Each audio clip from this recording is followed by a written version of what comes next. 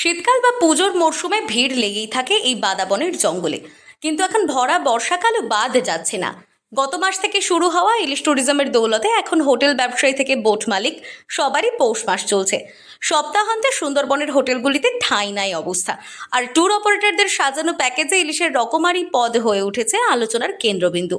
পর্যটকদের আকর্ষণ করতে কে কত রকমের ইলিশের পদ করতে পারে তা নিয়ে ট্যুর অপারেটরদের মধ্যে চলছে ঠান্ডা প্রতিযোগিতা। বর্ষার দিন তবুও আমাদের ইলিশ উৎসব দারুণভাবে চলছে। আপনারা তাকিয়েও দেখছেন যে অসংখ্য লঞ্চ বোট একের পর এক প্যাসেঞ্জার নিয়ে যাচ্ছে এবং তারা এই জলে ভিজে পুড়েও তবুও তার মধ্যে আনন্দের সহিত ইলিশের উৎসব পালন করার জন্য আসছেন এবং ইলিশ ভোজনের জন্য আসছেন। মেনলি ইলিশ উৎসব কথার অর্থ হচ্ছে ইলিশ ভোজন। শুধু প্রত্যেক পাতেই ইলিশ, ইলিশের ভাজা, ইলিশের টক, ইলিশের দই ইলিশ, বেগুন ইলিশ, সর্ষে ইলিশ এবং তার থেকে বড় যেটা হচ্ছে ইলিশ মাছের মাথা দিয়ে হবে কচু শাক।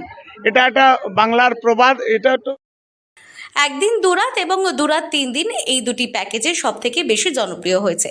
মাথাপিছু খরচ 3 থেকে 4,500 টাকা।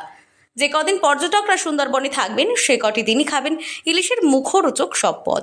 বৃষ্টিতে সুন্দরবনের নদীগুলির রূপ অপরূপ। এই আসছি, বর্ষাকাল, সুন্দর ওয়েদার, বৃষ্টি বর্ষা চলছে, যাওয়া যাবে। এখন সুন্দরবন দেখা হবে, বাকি তো ইলিশ ওয়েট করছেই। ইলিশ উৎসবে তো একটা পর্যটকদের ভিড় হয়েছে, হ্যাঁ, কেমন লাগছে? একদম সুন্দর, একদম বর্ষার ওয়েদার, তার মধ্যে ইলিশ, মানে একদম জাঁকজমক ব্যাপার। হ্যাঁ, কালকে তো দেখা মিললো সুন্দরবনের রয়্যাল বেঙ্গল টাইগারে। দেখি আমাদের এখন লাখ, ওটা তো আপনার লাখের উপরে না, যদি লাখে থাকে হবে।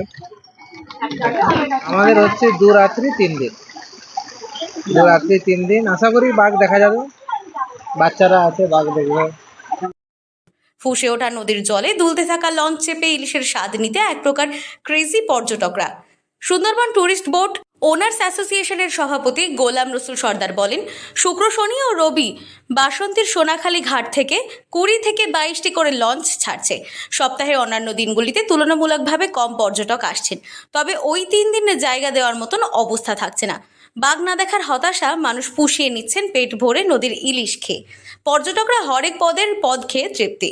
হোটেল ব্যবসায়ীদের দাবি, পর্যটনকে বাঁচিয়ে রাখতে সারা বছরই কিছু না কিছু উদ্যোগ নিতে হয় যাতে পর্যটকরা আকৃষ্ট হন। যেহেতু বর্ষাকালে ইলিশ মাছের চাহিদা থাকে তুঙ্গে, তাই এখানে এসে সামান্য টাকায় কয়েকটি দিন জলে রূপলি শস্যে ডুবে থাকতে পারেন পর্যটকরা।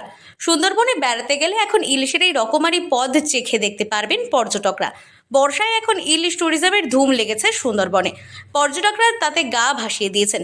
শুধু এ রাজ্যেই নয়, মুম্বাই, ওড়িশা, ঝাড়খণ্ড, গুয়াহাটি প্রভৃতি জায়গা থেকে দলে দলে পর্যটক আসছেন ইলিশের টানে। সুন্দরবনের মানুষ যেতেন বাঘ দেখতে, এখন বাঘ গিয়েছে পিছনে পড়ে, এগিয়ে গিয়েছে ইলিশ।